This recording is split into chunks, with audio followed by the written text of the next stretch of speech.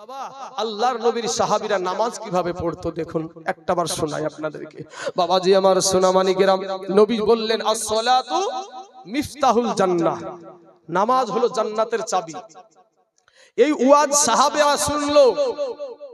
আপনারা যারা ওয়াজ শুনছেন, কয়জন যায় বিবির কাছে আবার ওয়াজ করবেন? কেউ করবে না, ওরাই ওয়াজ জানে। হ্যাঁ হ্যাঁ, এটাও একটা কথা একেবারে ঠিক বলেছেন ভাই, ওরাই ওয়াজ জানে। মা খালা গো, আপনাদেরকে বলবো, মা আজ আপনি ভাবিয়েন না যে আপনাকে যারা পাওয়ারে উঠাচ্ছে, আপনাকে যারা পাওয়ার দিচ্ছে, ও মা খালারা 1000 টাকা আপনাকে দেয়, আর মৌলবীদেরকে দেয় কয় হাজার? 3000। এই মৌলবীগুলাকে বলবো, ভাই রে, এই 3000 টাকার দালালি করিও না, আর 1000 টাকার দালালি করিও না। কারণ মসজিদের জমি হলো আমাদের পূর্বপুরুষদের জমি। কথা বলেন ঠিক না ঠিক? মসজিদের জমি মুসলমানের জমি, ঈদগাহার জমি মুসলমানের জমি, মাদ্রাসার জমি মুসলমানের জমি, গরুস্থানের জমি মুসলমানের জমি। বাবা, যতক্ষণ দেহতে রক্ত আছে ততক্ষণ পর্যন্ত আমাদের মসজিদে হাত লাগাতে দিব না। আজ আমাদের মসজিদকে বুলডোজার দিয়ে ভাঙে। যতই বুলডোজার চালায়, আল্লাহর এই গোলামেরা যতদিন আছে ওরা মসজিদ ভাঙতেই থাকবে, আর মুসলমানেরা গড়াইতেই থাকবে। কথা বলেন ঠিক না ঠিক? মুসলমানেরা দান করতে 1 নম্বরে। আমার নবী বলছেন as-salatu মিফতাহুল জান্নাহ। যে কথাটা বলবো বলে এখানে আসলাম, ওই কথাটাই বলা হয়নি। বাবা, যেখানে জেনারেল শিক্ষিত অনেক ছেলে আছে, 2002 সাল গধুরার স্টেশনে ট্রেনের বগিতে আগুন লাগাকে কেন্দ্র করে আমার হাজার হাজার এরকম যুবক ছেলে, এরকম নৌজওয়ান তরুণ ছেলে, এই বয়সের ছেলেদেরকে গ্যাস পেট্রোল দিয়ে জ্বালিয়ে পুড়িয়ে শেষ করে দিয়েছিল 2002 সালে গধুরার স্টেশনে। বাবাজি, আগুন লাগাকে কেন্দ্র করে এখন পর্যন্ত প্রমাণ হয়নি যে কে আগুন লাগিয়েছে, অথচ মুসলমানদেরকে এরকম যুবক ছেলেদেরকে গ্যাস পেট্রোল দিয়ে জ্বালিয়ে পুড়িয়ে শেষ করে দিয়েছে। যেই মায়েরা আজকে স্বামীদেরকে, বাবাজি, স্বামীদেরকে অধিকার দেয় না, স্বামীদেরকে সম্মান করে না, যেই মায়েরা স্বামী ভালো হওয়ার পরেও যেই সমস্ত মহিলারা স্বামীদেরকে বাবাজি লাঞ্ছিত বঞ্চিত পদদলিত করে, ওই রকম মহিলাদের পেটে 8 মাসের বাচ্চা, 9 মাসের বাচ্চা, 10 মাসের বাচ্চা, এই মহিলাগুলা পুলিশকে গিয়ে বলেছিল, পুলিশ বাবু আমাদের পেটে 8 মাসের বাচ্চা, 9 মাসের বাচ্চা, আমাদের জন্য একটু নিরাপত্তার জায়গা করে দিন।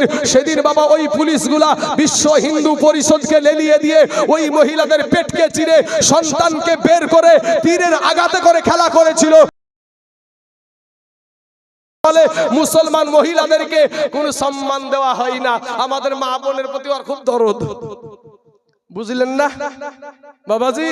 শোনা মা খালা গো, কেউ নাই রে মা, তোমার স্বামী যদি কেউ আপন থাকে সেটা হলো তোমাদের স্বামী। আজ আমার বিবিকে কেউ অন্যায় কথা বলবে, ছেড়ে দেবো ভাই? যতই আমার মাথায় টুপি থাক, ছেড়ে দেবো? আজকে আমাদেরকে বাবাজি বৃদ্ধাং, স্বামীকে বৃদ্ধাঙ্গুলি দেখাইয়া দালালি মারাই। এই সমস্ত মহিলাগুলা জাহান্নামী হবে। এই মহিলাগুলা জাহান্নামী হবে।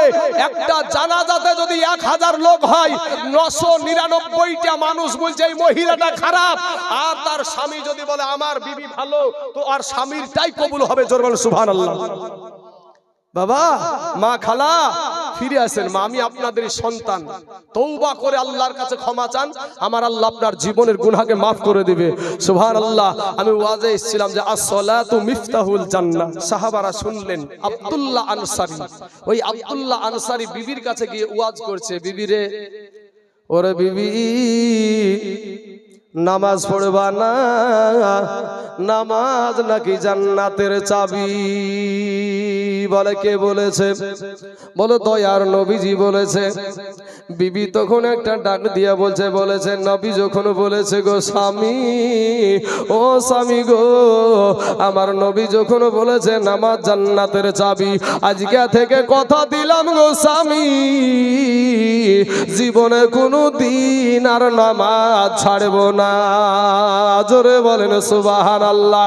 এ যুবকেরা, আমার পর্দার আড়ালের মা খানা গো দিলখানা নরম করে দিবা গো মা, এই দুনিয়াটা কিছুই না রে মা।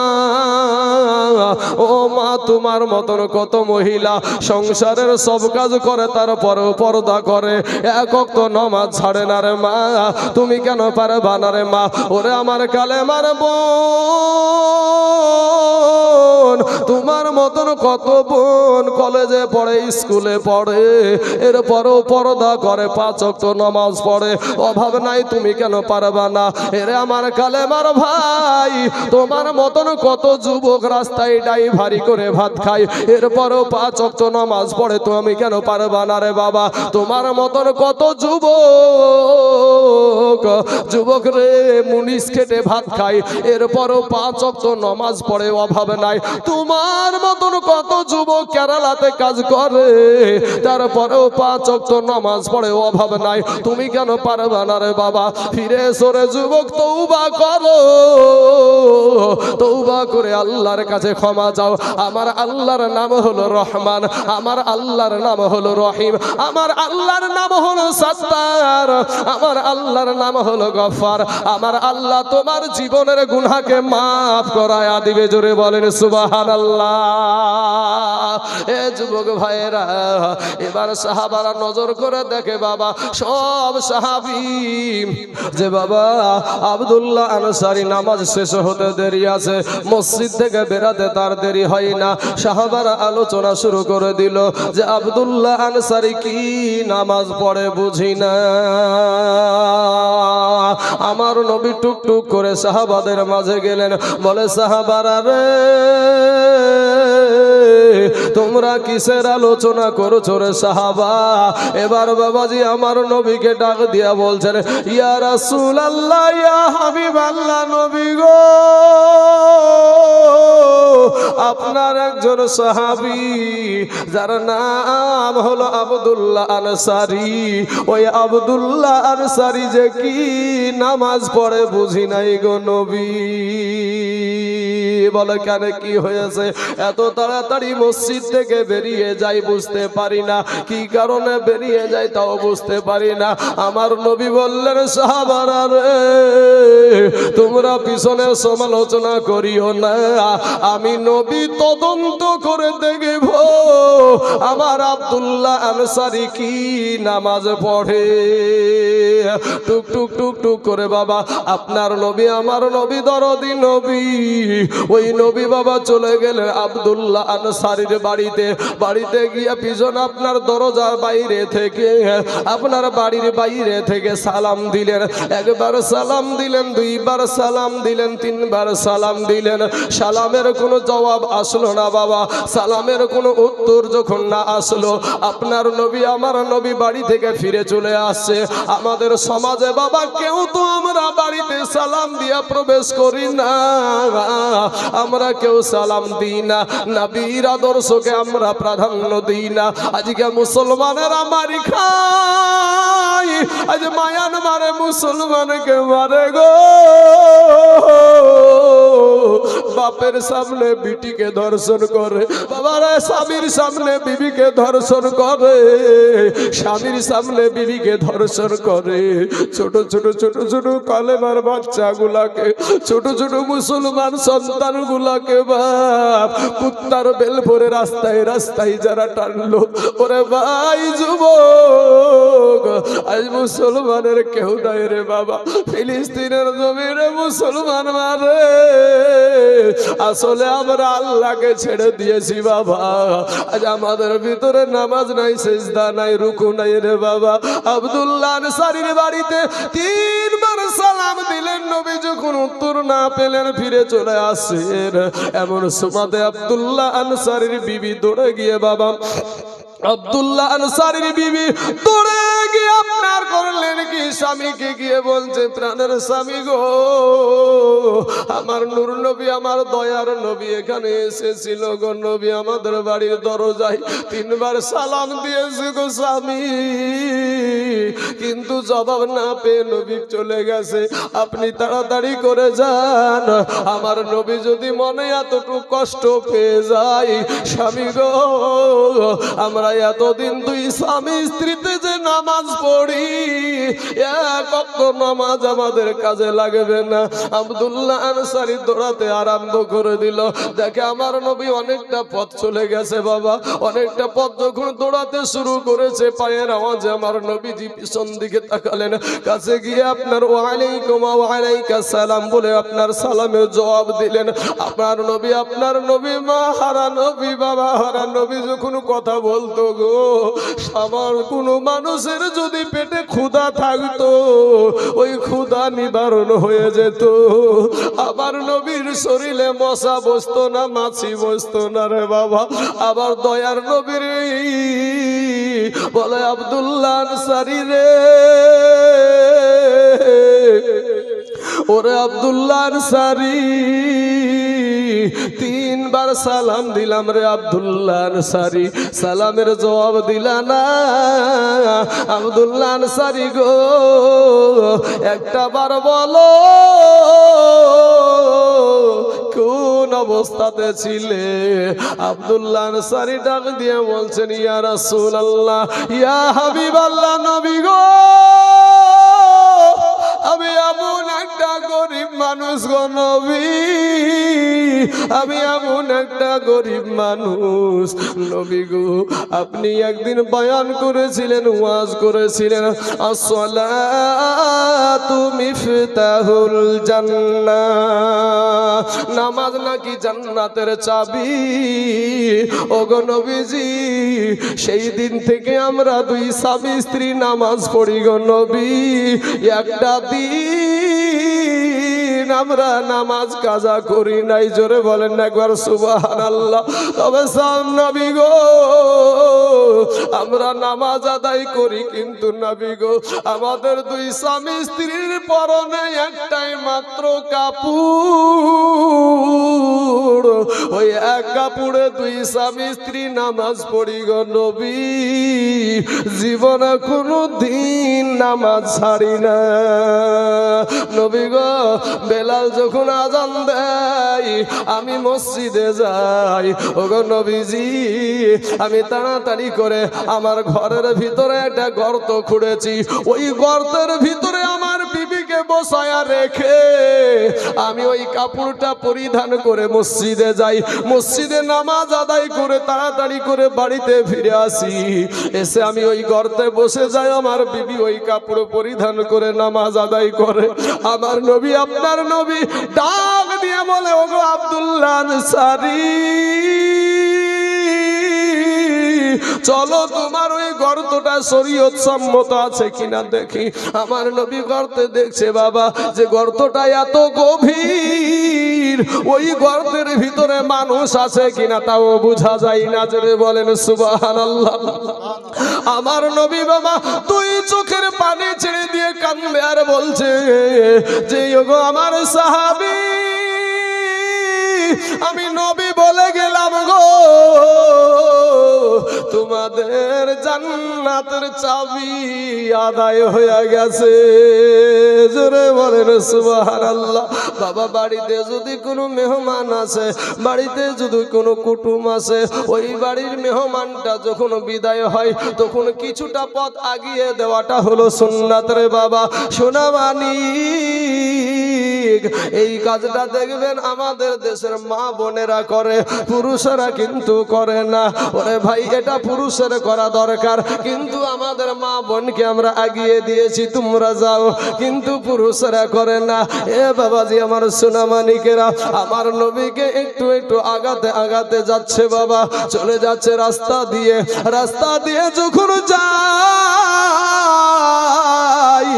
দেখছে বাবা, রাস্তার পাশে একটা খেজুর গাছে দুইটা ছোট্ট ছোট্ট বাচ্চা রাস্তার কাছে আপনার বান্ধা আছে, রাস্তাতে গাছের সাথে বান্ধা আছে।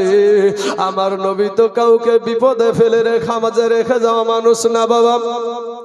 আমার নবী একটা ডাক দিয়ে বলছেন, বাবা তোমাদের এই হালাত কেন, কি অবস্থা? বলে, ইয়া রাসূলুল্লাহ, ইয়া হাবিবাল্লাহ, নবী গো, ওগো নবীজি, আমরা ক্ষুধার যন্ত্রণায় আজ 3 দিন হয়ে গেল, গো নবী আমাদের চুলাতে আগুন জ্বলে নাই, আমাদের চুলাতে হাড়ি জ্বলে নাই।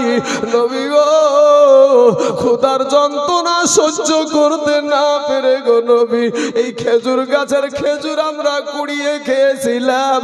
এই অপরাধে এই খেজুর গাছের মালিক এক ইহুদি আমাদেরকে গাছের সাথে বেঁধে রেখেছে।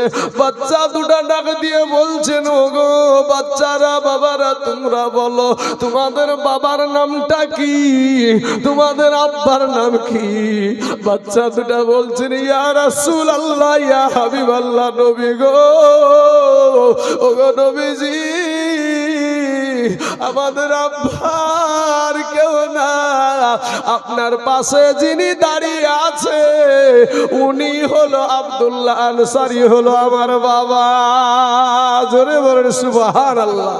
বাপ সন্তানকে 3 দিন খাবার দিতে পারে নাই, একটা কাপড়ে 2 স্বামী স্ত্রী নামাজ আদায় করে। আমাদের শোকেস ভর্তি করা কাপড়। আজ আমাদের বাড়িতে খাবারের অভাব নাই, এরপরও বাপ নামাজ পড়ি না, এরপরও আমরা নামাজ পড়ি না। মুসলমান ভাই আমার কালেমার মা খালারা গো, নামাজ ছেড়ে দিয়েন না। আমার নবী দুনিয়া থেকে পর্দা যখন করছেন তখনও বলছেন আস-সালাত আস-সালাত ওয়া মা মালাকাত আইমানুকুম, হে আমার উম্মতরা তোমরা নামাজ ছেড়ে দিও না, তোমরা নামাজ ছেড়ে দিও না।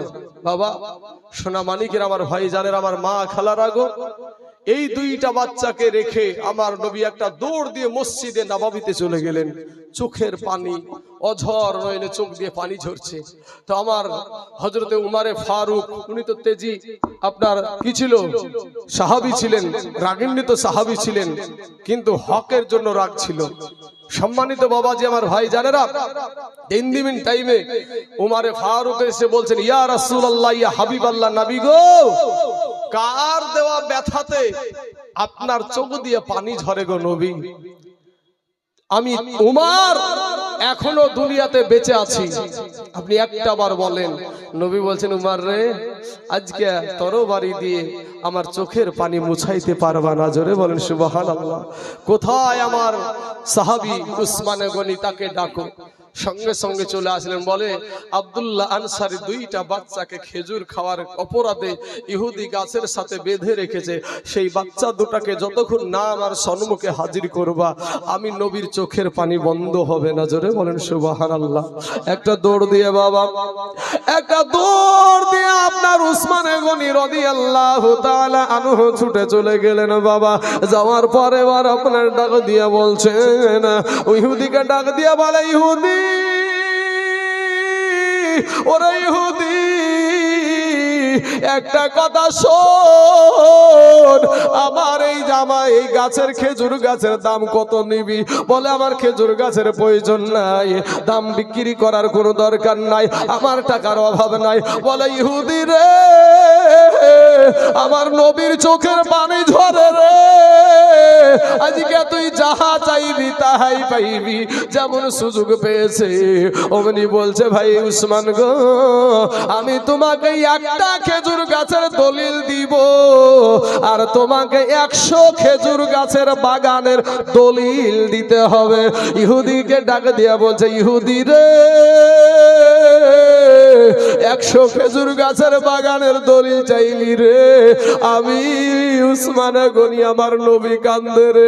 আজকে যদি ওই খেজুর গাছের বাগান তো দূরের কথা, আজকে উসমান গনির যদি তুই জীবনটা চাইতি তারপরেও আমি দিয়ে দিতাম, তারপরেও চোখের পানি আমি মানতে পারতাম না। আমার নবীর চোখের পানিকে আমি বন্ধ করতে চাই। জোরে বলুন সুবহানাল্লাহ। আল্লাহুম্মা আলা সাইয়্যিদিনা মাওলানা মুহাম্মদ ওয়া আলা আলি সাইয়্যিদিনা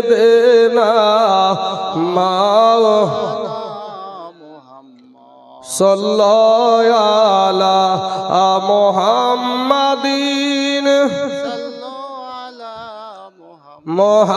মুহাম্মদ হরদম জবান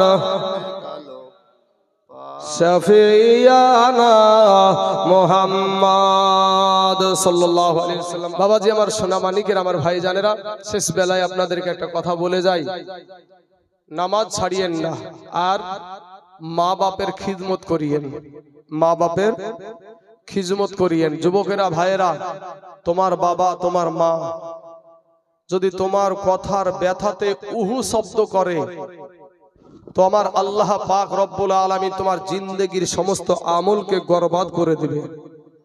কোন মৌলবি, কোন মুফতি, কোন মুহাদ্দিস যদি বাবা মাকে কষ্ট দেয়, সে মুফতি হোক আর মুহাদ্দিস হোক আর যেই হোক না কেন, বাবারে মক্কা মদিনার ইমাম হইয়াও আল্লাহর জান্নাতে যাওয়া হবে না।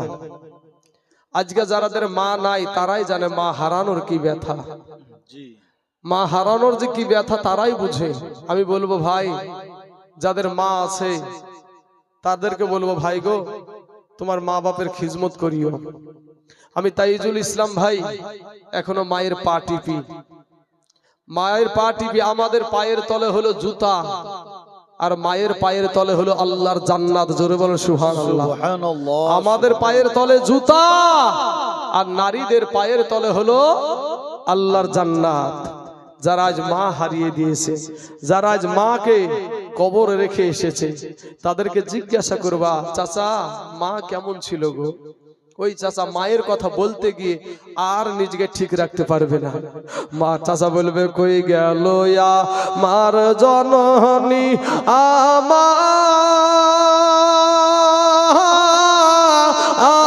আমাকে সারি রে,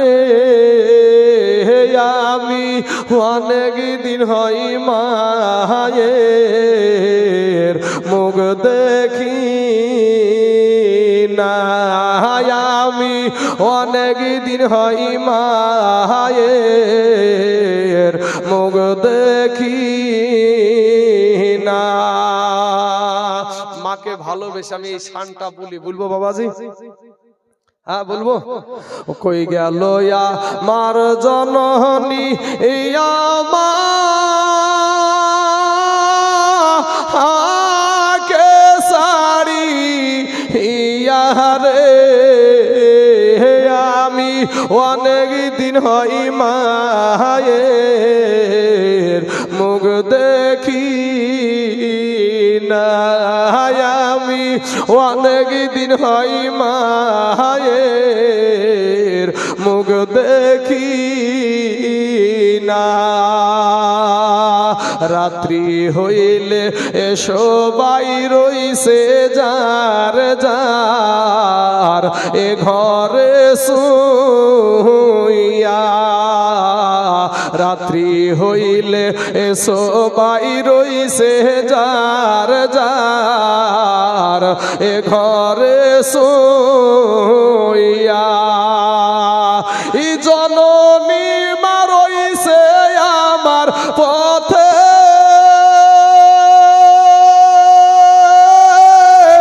এর দিকে চাইয়া রে, আমি অনেক দিন হই মায়ের মুখ দেখি না, আমি অনেক দিন হই মায়ের মুখ দেখি না। ওরে বুকে পিঠে হাত দিয়া মাই কান্দা কান্দা কইছে, বুকে পিঠে হাত দিয়া মাই কান্দা কান্দা কইছে। ইশারাটা দিন জাদু আমার কোথা